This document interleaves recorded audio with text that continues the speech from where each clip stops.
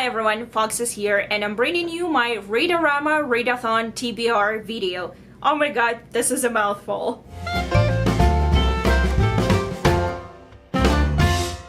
To be honest, I had never heard about this Read-A-Thon before. I actually watched the video on Sam's channel, Sam's Nonsense, and she announced this Read-A-Thon about a month ago, but unfortunately I was just catching up with BookTube recently, so I watched this video recently and then I looked at her TBR and I was like, I haven't participated in Read-A-Thon since BookTube-A-Thon, or whatever it was called, and that was ages ago, and I kind of want to read more this next week because I'll have a lot of free time.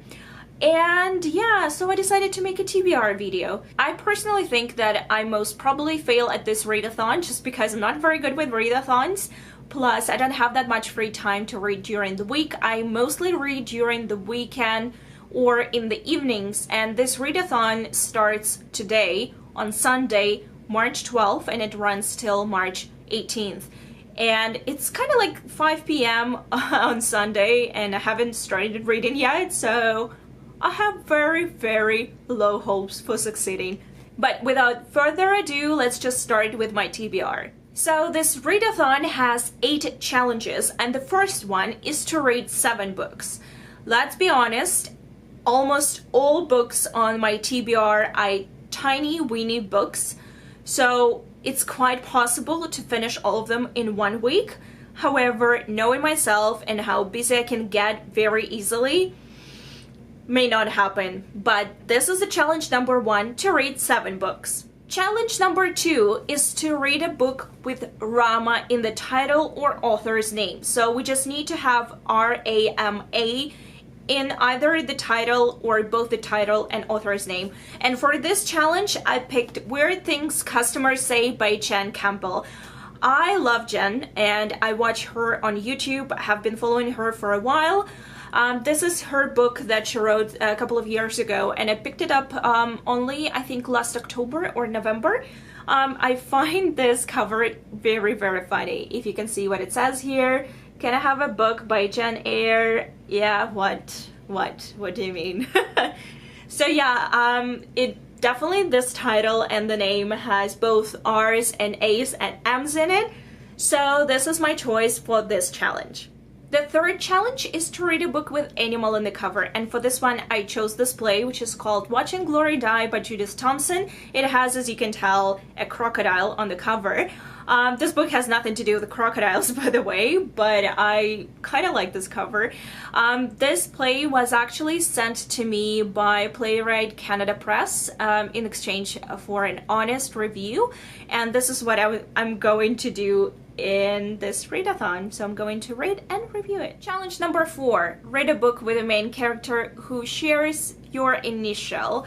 And for this one, I'm going to pick A Doll's House by Henrik Ibsen because it has one of the characters who has very similar name to mine. Well, at least it shares the first initial and the last letter.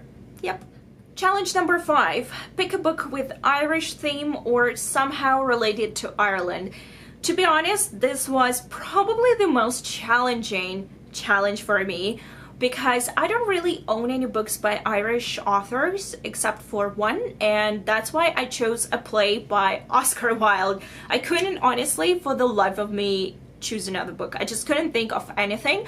So I picked up Salome by Oscar Wilde. This is the play that I also got during, I think, last fall, either October or November, when I was quite on, a spree to read a lot of Oscar Wilde plays. I have not read this one, so this is what I'm going to do. Challenge number 6, start a series.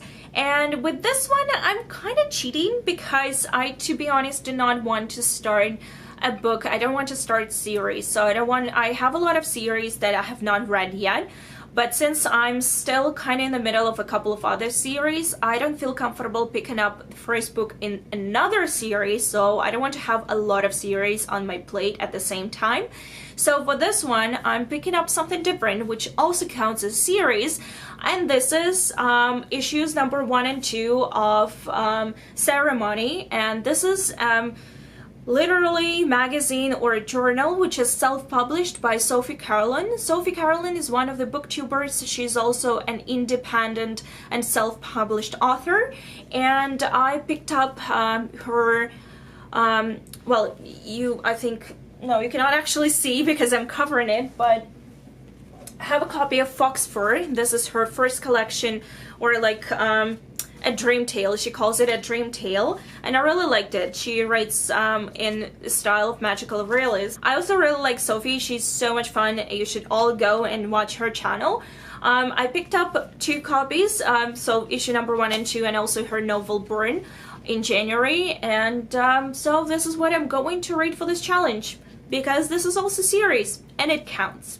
Challenge number 7. Pick a book where a main character or one of the characters or one of the relatives of the characters has a serious illness or just an illness. And for this one, I'm picking up another play from Canadian Playwright Press, and this one is Waiting Room by Diana Flex. This is a story about 2 parents whose baby daughter is diagnosed with cancer. She has a tumor and she undergoes surgery, and basically the whole play takes place in the waiting room and how both parents are coping with it.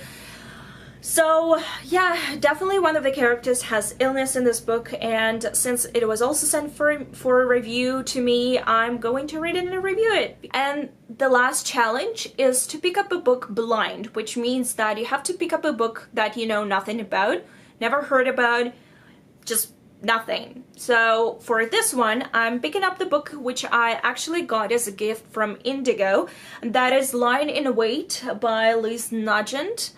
Or Nugent, I'm not really sure how to pronounce it. And this is a thriller and mystery novel. Never heard of this writer before. I have not heard anything about this novel. I think I hold it in either my November or December book haul video.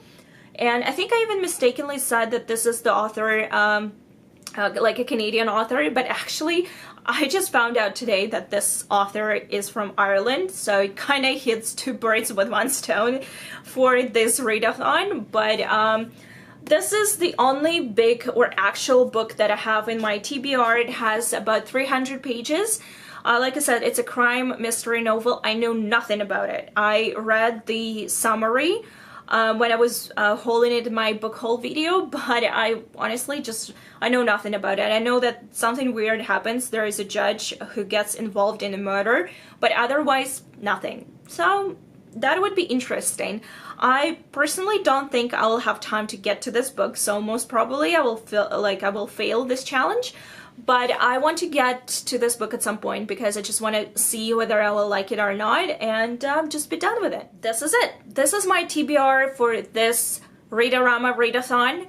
Like I said before, I will most probably fail it because, let's be honest, even though all of those books are mostly plays and short stories, I don't think I'm very good at readathons. There's just something that happens to me during a readathon. I get all excited, I make a TBR video or just like post my TBR online on my blog, and they go like, yes, I'm going to do that. I'm just going to slay this readathon. And then I either go into a slump or I just feel like reading something else. So yeah, I have very little hopes for me succeeding with this readathon, especially since besides actually reading plays, I will have to read an actual book. So yeah, hopefully I will read some books, but we will find out in a week. Thank you so much for watching, and I'll see you very soon. Bye! I can't even see if I'm in focus or not. Ooh. Hopefully I am.